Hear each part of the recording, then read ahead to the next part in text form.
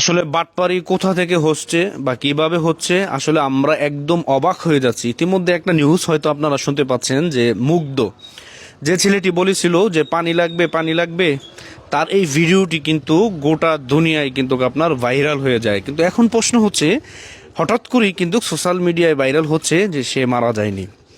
তাহলে কি বাকি শহীদদের মতো কি সেও কি ফিরে আসতেছে? আমরা হয়তো কিছুদিন আগে দেখেছিলাম যে একজন লোক দেশের বাইরে যাচ্ছে সুইজারল্যান্ড, কিন্তু চেহারা হুবহুব তার মতন একদম মিল। এখন সেখানে বলা হচ্ছে যে মুগ্ধর ভাই সিগ্ন না কি জানি নাম, যদিও ওখানে বলা হচ্ছে যে তারা যমজ ভাই। কিন্তু আসলে প্রকৃত অর্থে নাকি এরকম কোনো খোঁজ কেউ পায়নি। আবু সাঈদের কবরে আপনার সবাই গেল, উপদেষ্টা সহ অনেক সমন্বয়করা তার কবর জিয়ারত করলো, কিন্তু মুগ্ধ নামে যেই ব্যক্তিটি তার কবরে কিন্তু এখনো পর্যন্ত কাউকে আমরা যেতে দেখিনি।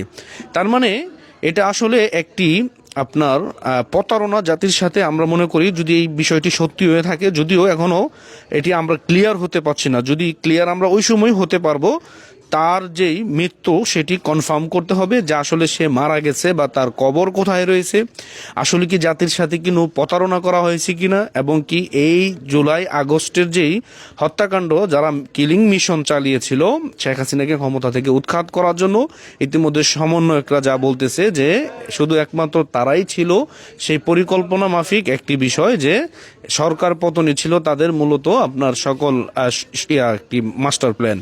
তো যাই হোক, এই শহীদদের যে ফিরে আসা, অনেকে বলতেছে যে কিন্তু পুলিশ সদস্য কিন্তু ফিরে আসবে না, কিন্তু অনেক শহীদ ফিরে আসবে।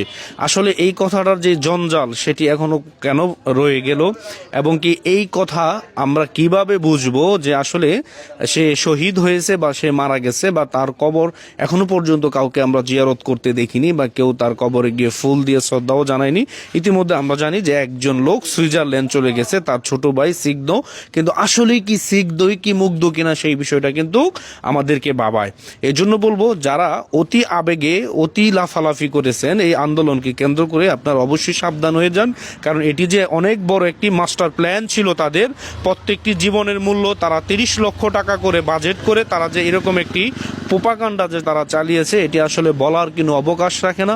এবং এদেশের মানুষকে বিশাল বড় একটি ধোঁকা যে ইতিমধ্যে তারা দিয়েছে, সেটারও বলার কোনো অবকাশ রাখে না। আমি চাই দ্রুত সময় এই বিষয়ে জাতির সামনে সঠিকটা তুলে ধরার জন্য, এবং কি দ্রুত সময় যেই মুগ্ধের নাম ব্যবহার করে পানি লাগবে পানি লাগবে, তার এই ইমোশনকে কেন্দ্র করে যারা ইতিমধ্যে ঝাঁপিয়ে পড়েছিল, আসলেই কি সে ওই লোক কিনা, সেটি দ্রুত সময় জাস্টিফাই করার জন্য আমি অনুরোধ জানাচ্ছি। ভালো থাকবেন। আসসালামু আলাইকুম।